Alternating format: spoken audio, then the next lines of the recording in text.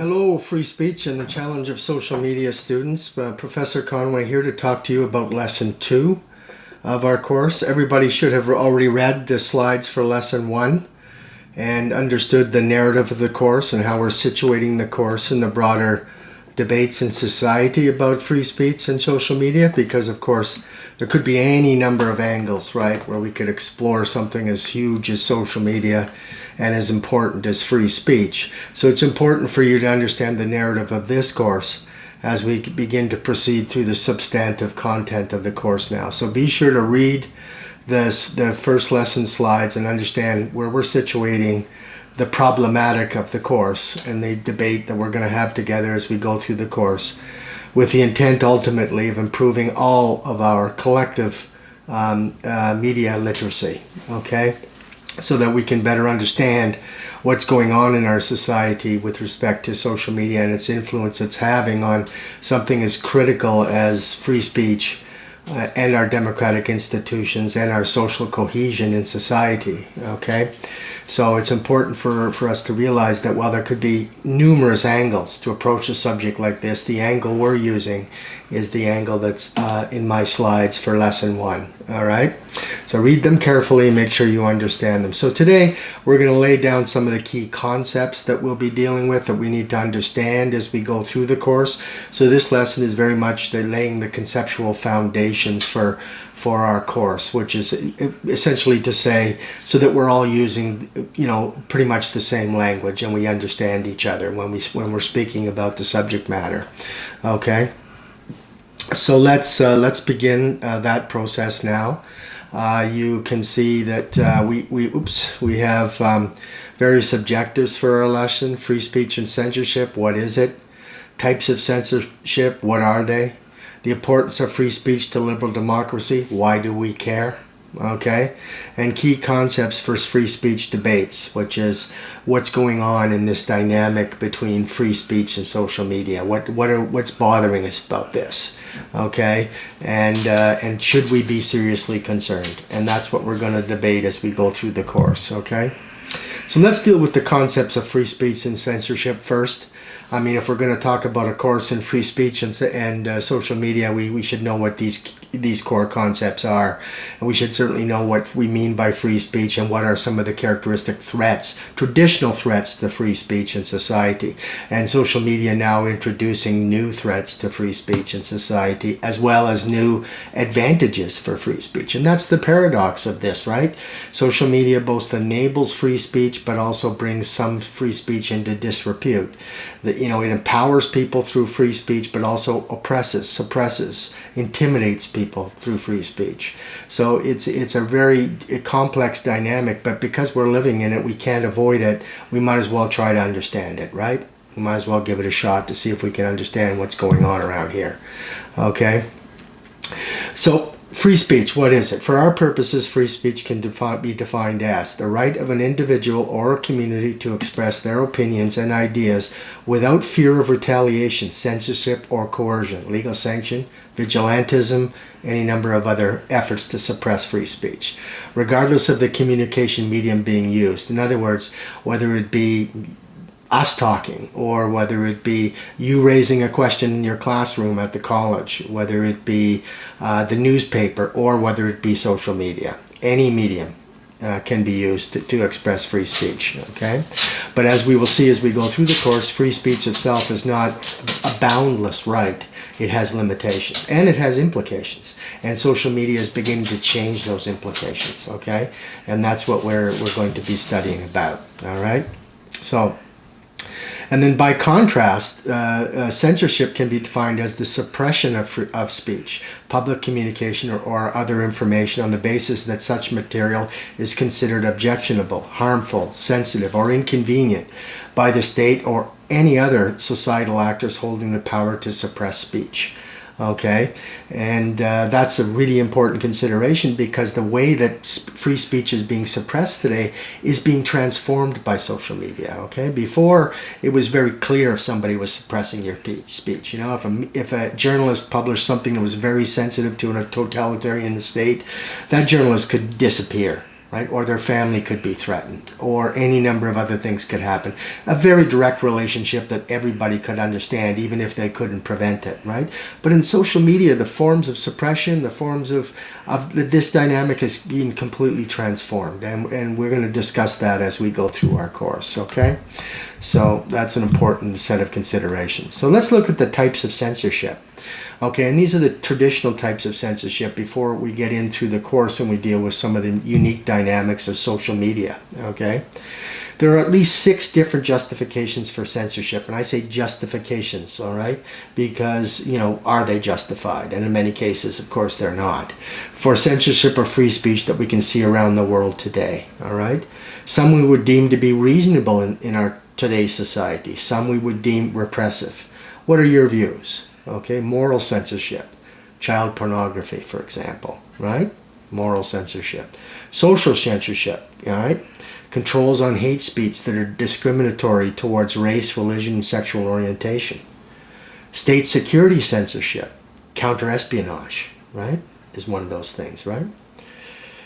Political censorship, when governments suppress speech or hold back information for various reasons to avoid population panic, or to combat public protests and social movements for change, these kinds of things. And you can see that in each of these cases, there's a chance for the censorship to be, to be reasonable, but there's also a chance for the censorship to be abused, right? Like, let's take moral censorship, of course. Most citizens, the vast majority of citizens would agree that there are some morally reprehensible things for which there should be controls of the information spreading on those things, like child pornography. But not only that, that's just one example. But efforts at moral censorship can also be unnecessarily restrictive. Let's say my religious beliefs are not the same as your religious beliefs, right? Let's say I have a different view of abortion than you have, and you control the state, and you say that nobody can talk about abortion. Is that a reasonable control of free speech on the basis of supposed moral censorship? So none of these issues is a key slice of cake, right? Everything can be seen from different perspectives. Social censorship, controls on hate speech that are discriminatory towards race, religion, sexual orientation, right? Many people would view that a reasonable restriction on free speech. But there are significant segments of the population out there that would argue that it is not a realistic restriction on free speech. I should be able to express my views openly on race, religion, sexual orientation, right? I should be able to. That was the argument that they would make, right? Because they're looking at the rights side of the debate rather than the harm side of the debate, okay? So it depends upon where you put your foot down on these kinds of things. Nothing is crystal clear. All right, an argument, you could set up a debate panel and debate social censorship, and you would be amazed at the wide variety of views that will be out there on what should be allowed and what shouldn't be allowed, right? State security censorship to counter espionage. Most people would argue, most Canadian citizens would argue that, yeah, the state needs to have a security apparatus, and they need to be able to counter speech against the state, against other peoples within the civil society, against the police, whatever. In other words, you can't threaten to kill somebody. You can't threaten to blow up the parliament buildings. You can't threaten to... These would all, to most people, would seem quite reasonable, all right?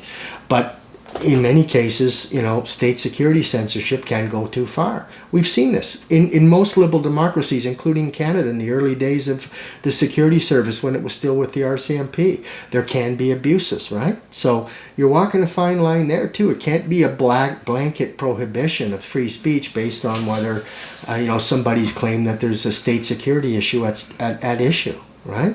That has to be assessed on its merits, on its factual basis, not on its emotional basis. Okay? Political censorship, when governments suppress speech or hold back information for various reasons. There can be very good reasons to hold back information if you don't want to cause panic in a population, for example. All right? Because the panic may end up causing more harm than the original source of the harm. Okay? It can be strong arguments for censorship on that basis, right? Or to combat public protests. Well, then we start to get into an area, This is a free and democratic society. How much suppression of free speech should we allow there? Public protests. It's a democratic society. People have a right to protest, right? But what are the limits on that? Okay? And social movements for change, right? People make arguments for social movements for change. We're seeing it today, right? And on the other side of the debate, then they're created into villains, and they're black dressed people getting into buses, right? They're Antifa or whatever the case may be. So it's a dynamic. Okay, most of the time, the positions can be taken on social movements will be extreme positions that are not factually based. And one of the things that we'll learn in this course is that buying into those messages without first determining whether they are factually based is a major significant issue for free speech and social media. Okay, then there's religious censorship, right, to enforce religious interpretations and suppress religious diversity. Okay, and we see that in a lot of societies, right? In strict societies, right? Or even in communities within nations, right? Where if it's a highly religious community and you have divergent views, you will be, you can be ostracized. We see this all the time, right? And we see this in societies that have religious-based states, right? We know that. Let's not kid ourselves, okay? So, I mean, these kinds of things, most Canadians would argue there's almost never a rationale for religious censorship. Okay, there almost never is. I mean, unless that religion is calling for, for war or for some other aspects, right? But most Canadians would kind of look fairly poorly on religious censorship. Then there's corporate censorship, right? Corporations that have control over media are publishing suppressed information that presents them or their allies negatively from their perspective. One of the first things you have to learn when we look at the media are corporations, right? Corporations have their own interests. They will part of their interest is to be perceived to be, releasing information objectively and openly. But the reality is they have their own constraints. They have their own economic interests. They have their own strategic political interests. Some papers support certain political parties as opposed to other political parties. So if you're going to adopt media literacy approach, you have to look at media with a jaundiced eye. Not that all of what they produce is not good, but what they produce needs to be assessed from you on the basis of facts, basis of truth or untruths as to how relevant this information is. And it doesn't matter if it comes from the Globe and Mail or the Toronto Star or any well-known newspaper, right? What matters is what is the content of the article and is it truthful or not, okay? And we'll get into that in greater detail as we go through the course. You'll see what I'm talking about later on, okay? So what is why do we care about this free speech? Why do we care? Let social media do whatever. So who cares, right? But there is an important set of considerations when we're dealing with liberal democracy. Okay, liberal democracy, which we live in, right? In Canada, we're a liberal democracy. And when we say liberal, we don't mean liberal political party or conservative political party or NDP. Liberal democracy is a history of political theory, okay? It's a form of government, all right? Not a form of a political party within a government or within a state, okay? Liberal democracy is a political system based on formal political equality as opposed to actual equality of all citizens. There's a realistic possibility that voters can replace the government through free elections. Okay? Authority is ultimately derived from the citizenry and policies broadly reflect the will of citizens. Of course, that is never going to be a direct relationship, right? Because when governments are elected, they have to do things in between elections that obviously do not have a direct plebiscite from the population, right? But the basic proposition of liberal democracy is that governments can be replaced by the citizenry, and that is largely true, all right?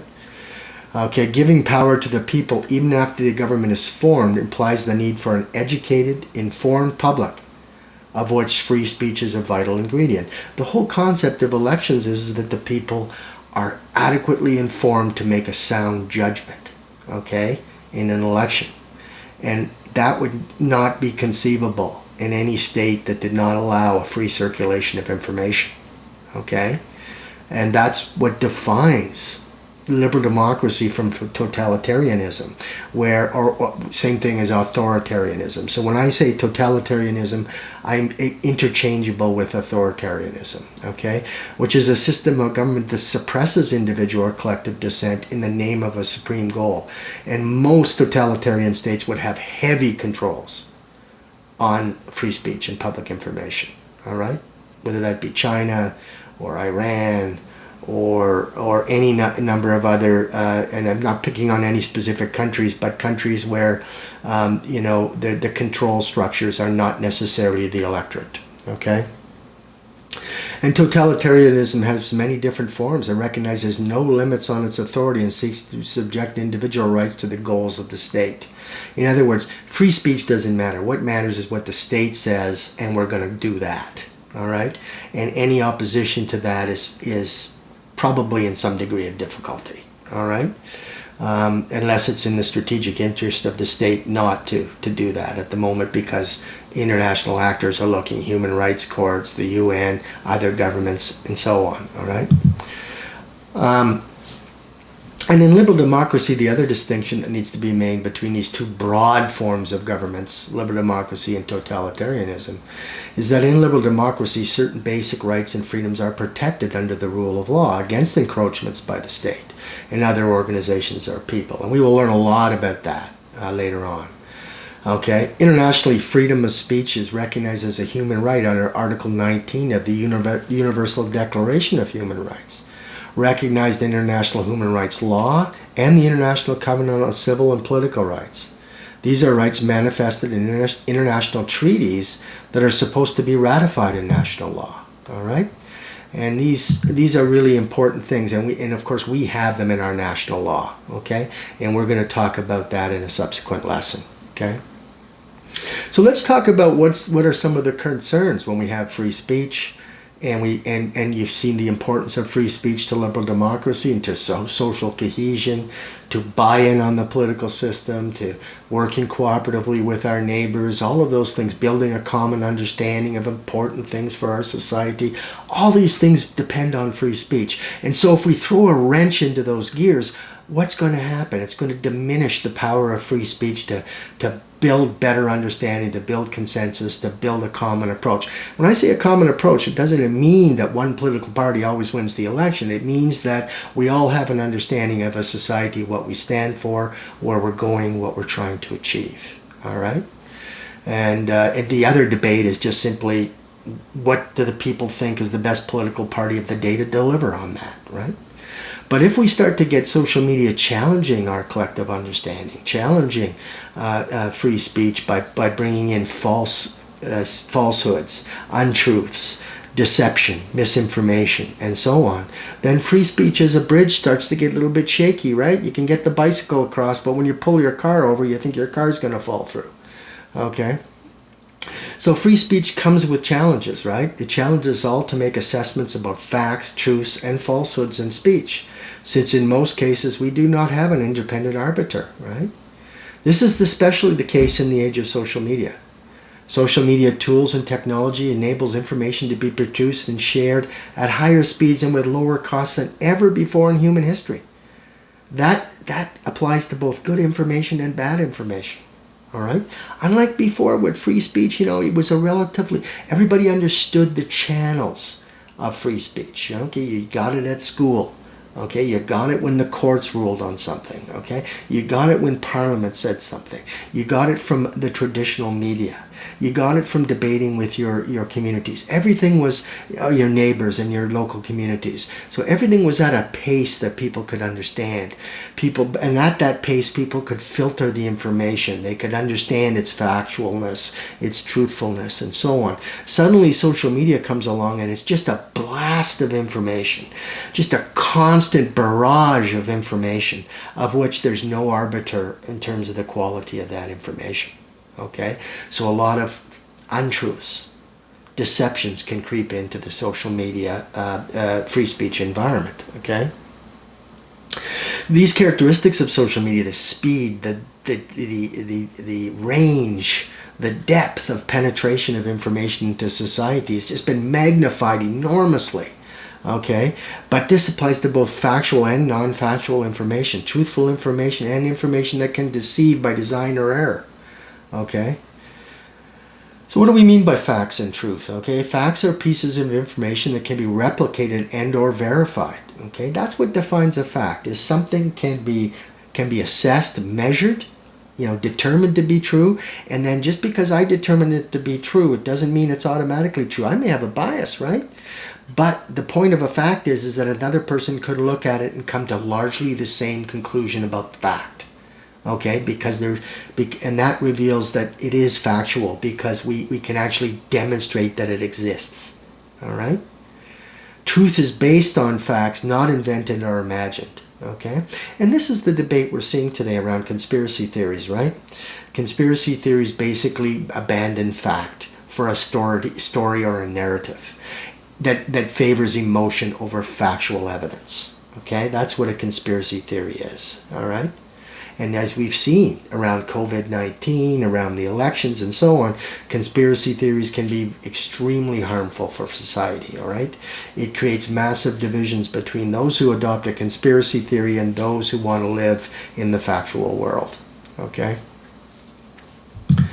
Let's look at the concepts of misinformation, disinformation, and fake news, okay?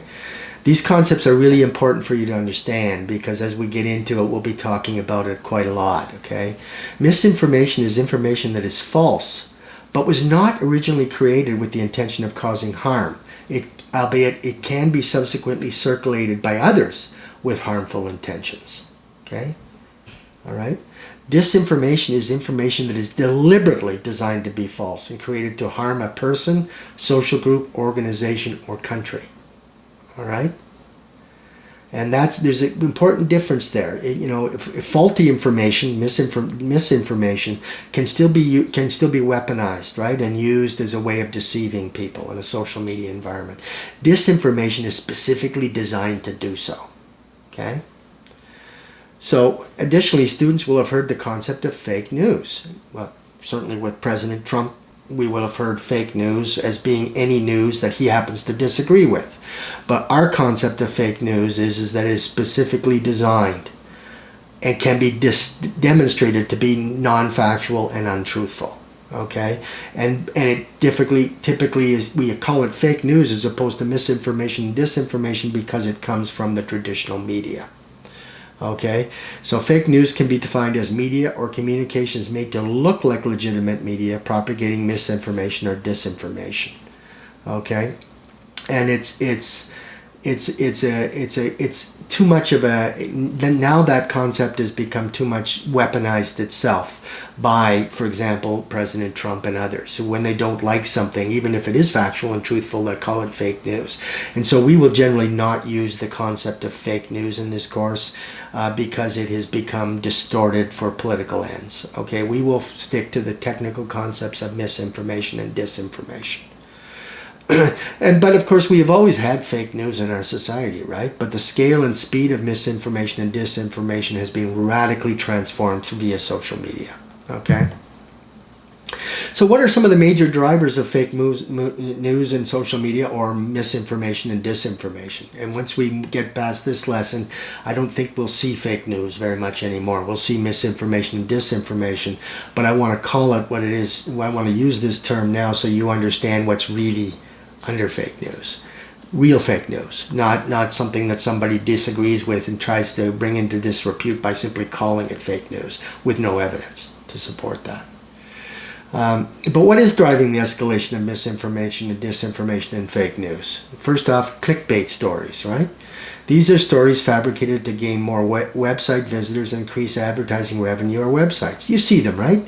You're on your Google page and you go down to the bottom and there's all those boxes of stories. This is what she looks like now and all this kind of stuff, right?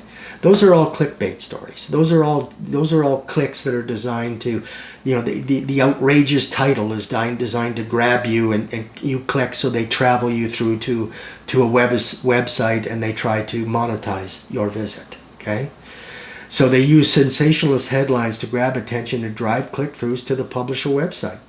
The traffic is in turn either monetized or used to mobilize people for another political, economic, or social objective. You press on a click and all of a sudden it takes you to a site saying that, Canada about to become an authoritarian state, or some outrageous thing like that, right? Just to see out of the 50 people that visited whether there are 2 or 3 that are susceptible to conspiracy theories, okay, with their emotional makeup.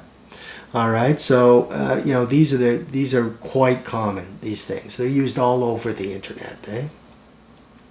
These efforts typically have as a goal to sensationalize and undermine facts and truth. Okay, usually when you click to one of those sites, there might be a fact or two sprinkled in there to try to provide some legitimacy to the article, but there's 90% pure dog doo-doo. Okay. So, these are types of articles seek emotional responses to conspiracy theories or other forms of deception, thereby removing rationality from the reader's considerations. They're trying to get you to become emotional rather than rational, and rational would look at the facts and the truthfulness, right?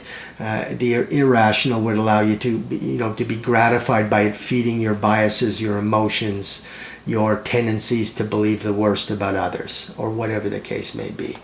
All right. Another thing is propaganda. Propaganda spreads a lot of misinformation and disinformation, right? These are stories specifically designed to promote biased perspectives of politics, a political system, or political actions. Propaganda is a well-known activity of all states during wartime, right? It becomes part of the war instrumentation, right? But also of totalitarian states or states with totalitarian elements during peacetime to distort people's views of their political rights and obligations relative to state power and its likely abuses. Okay?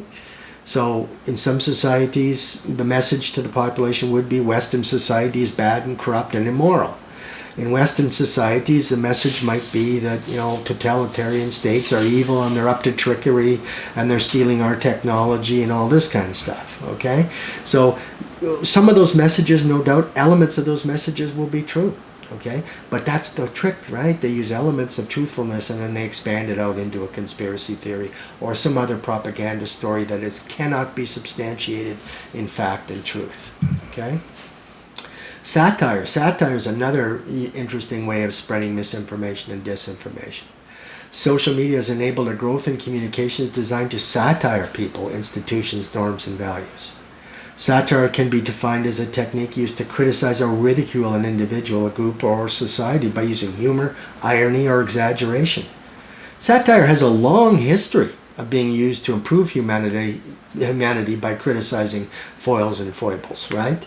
I mean, it's a two-edged sword, like a lot of this stuff is, okay? However, we have seen satire in social media platforms recently increasingly used to undermine citizen trust in and respect for expertise, established institutions, and values and norms of our society. So, we saw it, right? We saw it through, during COVID-19 in Canada, when our chief doctor, Mrs. Tam, was being criticized and satired for all kinds of things based on absolutely flimsy, if any evidence at all. And this is what we can see. People can use satire, they can undercut expertise through various mechanisms because they don't want the system to pay attention to the facts. They want the system to pay attention to emotion and bias. Okay? Misleading heading. So this is a classic one. You'll see it in newspapers now, right? Opinion pieces, right?